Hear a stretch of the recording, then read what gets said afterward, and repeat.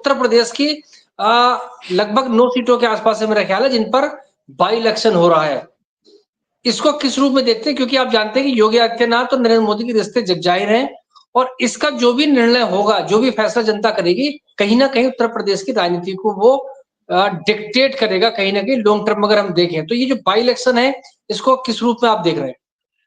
देखिए, ये by elections अपने आप में बहुत इंपॉर्टेंट हो गए हैं। वैसे आमतौर पर जो देखा जाता है कि जो रूलिंग पार्टी होती है स्टेट में, बाई इलेक्शंस नॉर्मली उनके फेवर में जाते हैं।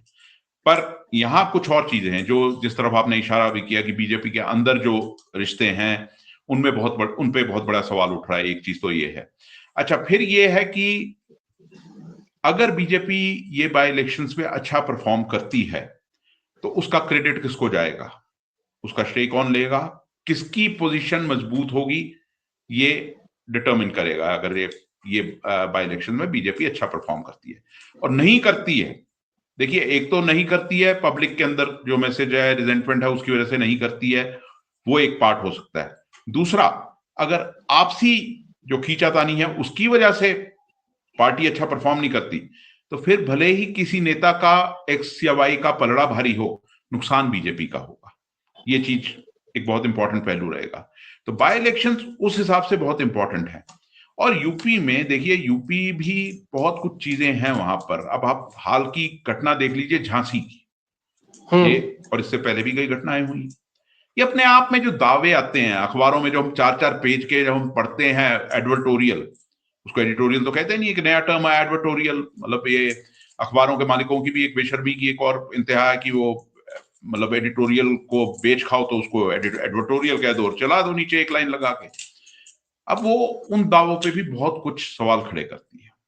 बात यह है कि चाहे कोई पार्टी हो, XYZ कोई हो, कांग्रेस हो, बीजेपी हो, कुछ है, आपका उत्तरदायित्व जो है वो लोगों के प्रति होता है।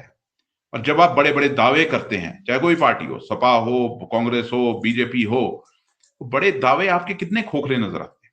अब ये जो झांसी की घटना है, ये किसी भी सरकार के लिए बड़ी शर्मनाक चीज है।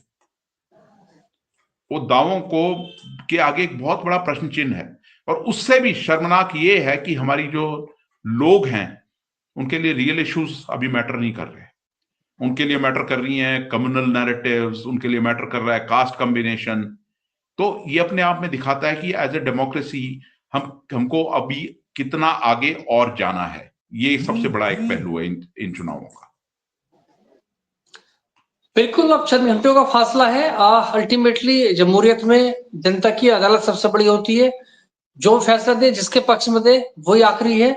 तो कुल मिलाकर सबको इंतजार, पहले तो वोटिंग और उसके बाद 23 तारीख को जो नतीजे आएंगे उसका रहेगा। लेकिन यह कि पूरा जो पोलिंग प्रोसेस है वो अब अपने अंतिम चरण में आ गया। Rajiv Khanna, thank you so much. फिर थैंक दोबारा यू। किसी मुद्दे पर इसी तरह चर्चा करेंगे। Thank you.